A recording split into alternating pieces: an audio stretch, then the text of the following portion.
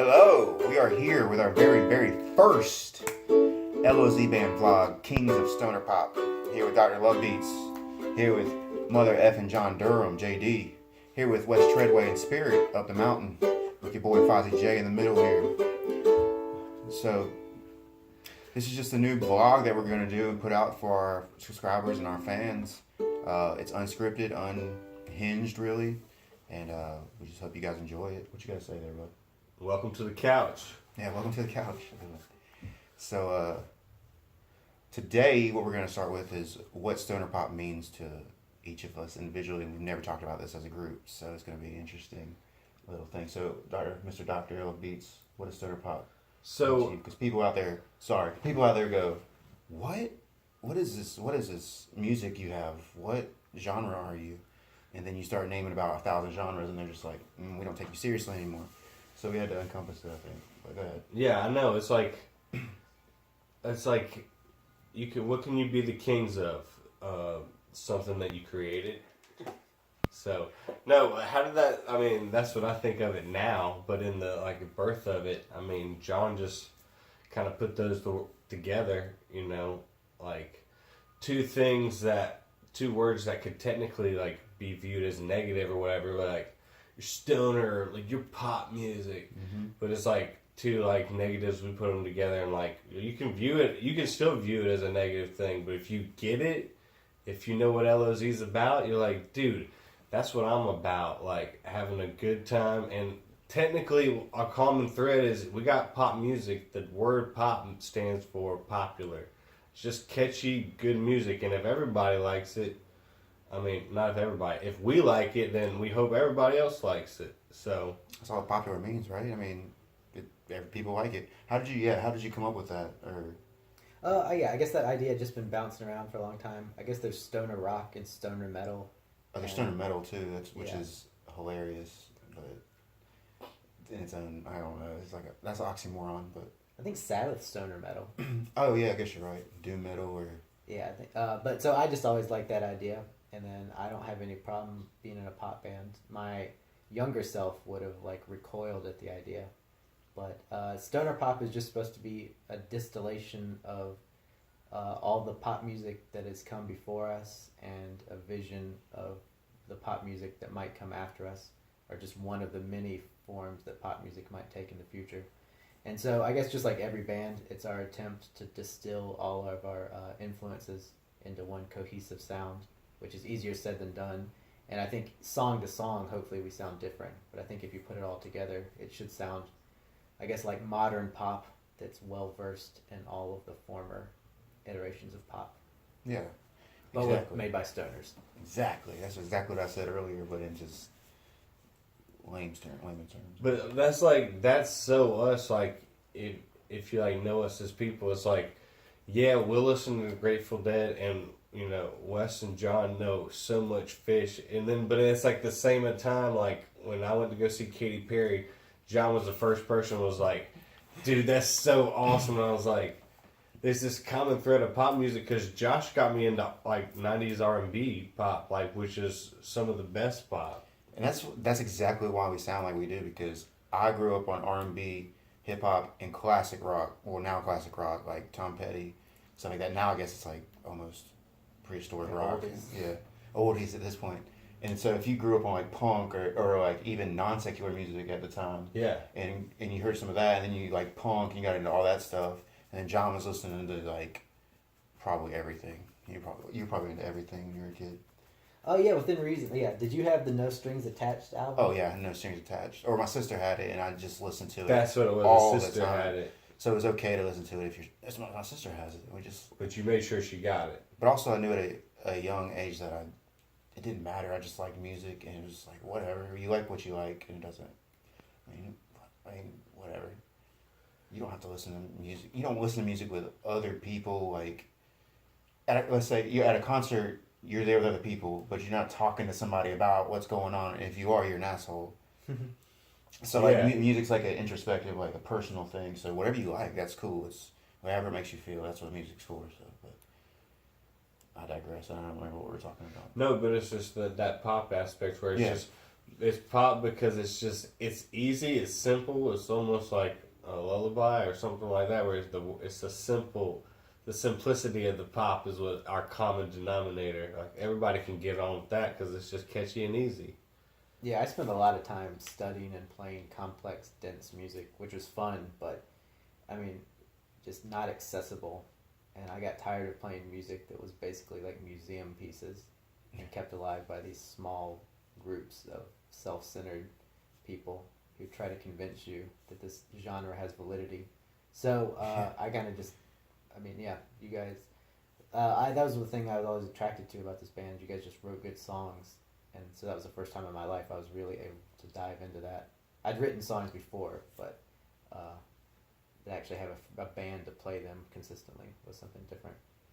I know, and speaking for Wes too, because he's not here, like, yeah, I'll go ahead and say it. He's got so much vinyl, it's awesome. Like all this dead He said it. Parliament. He's got the vinyl Can't collection. believe You you know. said that. Exactly. So, Uncensored. but also I'll say it right now. He's got the Katy Perry Prism album on vinyl as well. So, like even for someone Wes, like you don't think that Wes likes? Yeah, dude. Well, Ask him about Ellie Goulding. Go ahead and do it. Wes likes hot women and good music, so they come together too. He also likes big boobies. That's his thing. He loves big boobies. He loves mountains. He wrote a song called Mountains. What do you think that's about? His fiance, which she's about to be married, ladies. Yes, he's about to be taken. So if you got the big boobies, just stay away. Stay away. Yeah. So if you don't know, yeah, I mean, I think we pretty much explained it. That was it. That's pretty good. That's pretty good. I mean, what we're trying to do with this video blog right here is, if you haven't figured it out, kind of pick up where the podcast left off. If you're some followers from that, then you've listened to us talk to all kinds of bands and our friends and stuff like that. That's something we want to do. We want to bring them back to the couch. And we're going to do special things here. We're going to give away some stuff. They're going to do some exclusive content for this. You're going to know all things LOZ and Local Green first come right here. So stay up to date. Subscribe to the page. Subscribe to the page, but we're far from done from this one. No. I'm just But I'm trying just to. saying, yeah, you gotta tell them what's up, I guess. I was telling You them sound what's like you up. were wrapping up. You sound like you was wrapping up. Did you not? I was just telling what this was real quick. That was it. Sorry. So subscribe to the page. Hey, don't go anywhere though. We're still rolling right now. I actually wanted to ask John what he thinks about other people when they see him in a dress, knowing he knows he's married as well, married to a woman, to a woman. So he knows he's not a transsexual or anything like that. But people have no idea sometimes, and I caught a dude at yesterday's show on the low trying to be sneaky and film him in a dress and then write something smart or whatever the hell he's like. Oh, I'm just taking a picture, just a selfie. No, we saw you, bud. But I don't think it bothers you, but I would love to know your feelings on things like that and why you actually wear a dress and all that stuff, even though we know. Yeah, I guess I sometimes just put blinders on. No one's actually ever been overtly hostile. You can tell it weirds some people out. It's interesting that kids have no filter, so they're just like, that's wrong. And it's really boy's interesting. wearing a dress. Yeah. And I don't really know why I do it per se. I started doing it last year, the week after Prince died, and it was the same week that the bathroom bill had passed in North Carolina. And though I'm cis and straight, and hello Emma. Emma's here today too. Go on. Emma's Go protesting. It's not right. Even though I'm cisgendered and straight, I just felt compelled to wear a dress, and I was lucky enough to have a support network that it all happened within like 5 minutes. It wasn't some long-standing desire I had. I just decided, I was like, I'm going to wear a dress. And I was like, and then I went and bought a dress, and then I put on a dress. And within 10 minutes, that had all happened. And but by and large, people are supportive. I do find it funny when people think they're casually filming. I guess I don't really care. I mean, it's one of those, I guess you can't be in public and choose what people... Well, I usually just put blinders on because I guess I'm kind of always wary. And there's some shows where I'm not as comfortable doing it as others. There's some nights where I don't feel like doing it as much. But usually as soon as I put it on, I feel better. It's usually, I guess it's one of those weird, like, taking off, like, in a plane. It's like you get nervous, and then once it's, like, off the ground, you're like, cool. Yeah. But so And physically, I mean, if I didn't have to wear pants on stage, that'd be amazing. I guess I don't technically have to wear pants. I think we've already established that. It is. We did establish that. You're right. no, it's quite comfortable. It really is nice. There's like 4 or 5 months out of the year where I'm really glad that I've established this semi-tradition. That's a good segue to what are you gonna do during the wintertime? We're gonna make them long dresses. I usually don't wear so far. I don't know. If The weather predicts it all, right? Like it's a not lot of worth it hurting because yourself. it probably doesn't make sense, but it's not like a huge part of my personality. Like that time that we thought we weren't on the air because I was wearing a dress, that didn't bother me per se because it's not a huge part of my expression.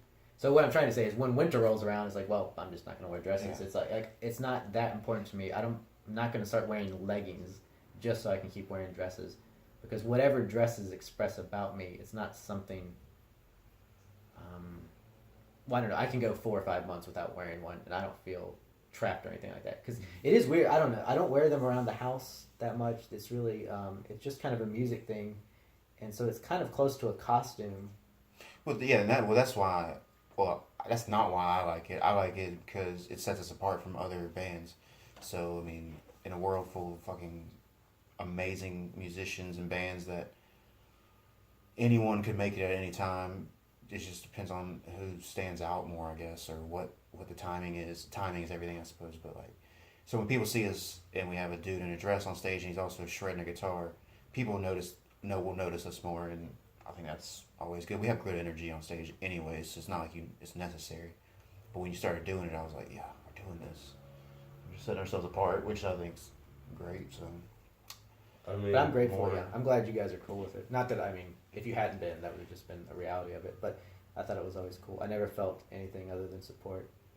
And I feel like if anyone ever said anything, I would have the band behind me. But But by and large, it's actually interesting. It's interesting the people that come up to me, and you could tell like they're basically like, I wish I could do that. And I'm just kind of like, well, there's nothing special about me.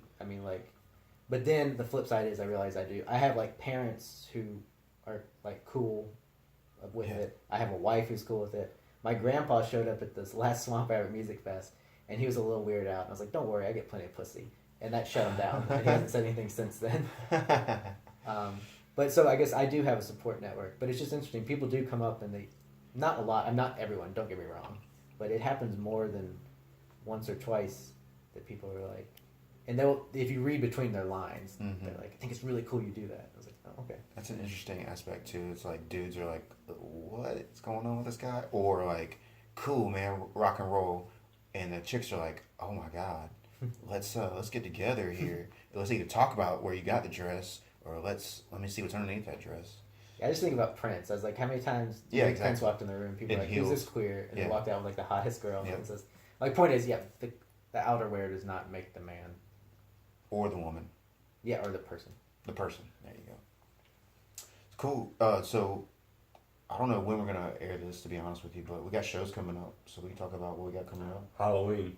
It's pretty easy. Big We really time. only got 2 big shows. That's true. Halloween at the Tipsy Music Pub. Music Pub, thank you. Charles Hedgepath new spot. Part of the Tipsy Tree of restaurants. Yeah. So. Expect something special for Halloween. That's all I want to say. Expect something special. Halloween night. It's a Tuesday. Who knows who's gonna show up there? So, Tipsy Music Pub. Yeah, well, we better get our shit together because now you just promised an excellent show. Well, I think we always do one anyways. But now we gotta do something extra special because it's Halloween. Which Halloween gives me anxiety bad. It's like, okay, I got a month. I gotta figure out a costume. I don't want to spend any money really, but I got a month to figure it out. And it has to incorporate a beard. And then 30th, and glasses. It has to incorporate beard and glasses because if you have glasses out there, you know you cannot wear a mask. So, you can't be anything, you can't just go to a store and be like, I'll just wear a mask and that's it. Nope. You gotta be creative. So, either it's pizza costume or the dude from, Elliot from, E.T., thank you. Again, because all that requires is a hoodie. But I'm gonna think outside the box this time. We'll see what we can come up with. Like I said, we have what? Oh, it's October 1st right now. Yep. So I have 30 days, but I'll make it to the 30th and freak the fuck out and just end up being, I don't know, a lumberjack or some bullshit. Pizza slices got you through a lot of years, bro. So. Should just be like a craft beer brewer. You got the... Oh. Let's talk about Quest hat on, dude. Yeah, let's talk about costumes I could have with a hipster beard. I could be a craft beer brewer. Send in recommendations. Yo, we yes. will listen to you. Maybe I'll pick one. That'd be awesome. Please help me out. That'd be great. Send in suggestions for Fozzy.J for Halloween. And then you could come to Tipsy Music Pub on Halloween and find out. Oh, yeah. Find out who won. We won't even tell anybody. That'd be cool. So let's find out. Let's send in some suggestions. Something glasses friendly, y'all. Glasses friendly. I have sunglasses, though, so we can incorporate sunglasses. Although it might be dark, so it might be hard to see. Remember, just think about all these things, folks. That's all. That's all we ask. I think, I don't know. What else you want to talk about, Blood? Yeah, Beats. Anything else? Oh. You want to do anything? You want to... You're like Michael Scott. You just need a camera. Yeah. Yeah, I want to say something real quick. We're about to start, so this is, we're going to start doing comedy hours. If you're familiar with the FET article, Laughing with LuvBeatz, or LuvBeatz Laughs, whichever one you prefer. Whatever one you want. You make up the name. Copyright pending. Hey, you guess what? You send us a name, and we'll pick the best ones. And then we'll debut it at Tipsy. It's like a choose your own adventure podcast. What would you like us to say next? Yes. Oh, it's improv all the way. There's just audience just throws every line out. You just that just sparks something in my mind right now. Like Charles is gonna give like me an hour so we can get some stand-up comedy in there, but we love Whose Line Is It Anyway. I feel like that's the opportunity. We got to do some Whose Line Is It Anyway games. Oh yeah, because you could do that. John, I know you've seen it. You got to do the music for us, like, so we can do that. Oh, you're the musical director. What was your name? Laura Lynn. No, sorry. That's Ingles. That's the grocery director at Ingles. Laura Ingle. No, Laura Ingle. Laura Ingle Wilder. It was Laura something, and she was a musical director. She was amazing. Yeah, if you're watching, great. We're sorry. If you're watching. Yeah, if you're watching, subscribe, and then keep watching. Yeah, and let's write some music together. Yeah. So yeah, let's do that, dude. Some Whose Line stuff. But just improv stuff. If that is. Yeah, we got a poll question today.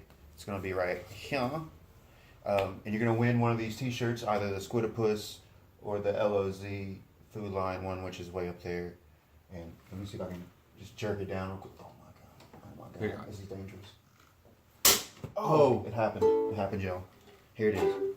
This is our most popular shirt right now in the South, in the Southeast. If you know who Food Line is, you can win one of these. Or we love this groceries. down, motherfucker. Calm down, boy.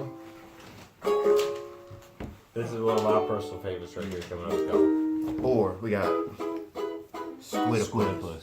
Squidopus. L.O.Z. Squidopus. Hashtag L.O.Z. Squidopus. So the questions are right up here. Just click on it, answer the poll. If you're the first person to get it right, then you can choose this shirt and a size. However, if we don't have your size, it's too bad. We'll either give you one a size lower or a size higher, our choice. It can either be a goal for you to, you know what, you're perfect the way you are. We'll just send you one larger so that way you can just sleep in it as a nightshirt. So, you're beautiful out there. The question today is, the three of us plus Wes, what are we also known as besides L.O.Z. Band? And that will be the question of the day. And don't forget to check out a permaculture video, which is right here in the corner. Boop, boop, boop, right there in the corner. And yeah, next time we'll do some breaking down of some lyrics. We'll do some games. We'll do some other fun stuff. Ryan's got skits. We got some unreleased music we can play. We got all kinds of cool stuff. So come on back. Subscribe to the page. Subscribe to the page. We need, for real, y'all, we got a goal here. We want to get 19 subscribers. That's not too many. That's not too many. As soon as we get 19, we can go live. So we can go live, and it can be unedited. Let's do a brand new song, world premiere, you've never heard before, live. 19 followers, local green family, funky family. Come on, let's get out there. Subscribe. Let's have some fun. Who are you? I'm LuvBeatz. Who's John. John, just John. Just John. Fozzy.J, we out. Boo!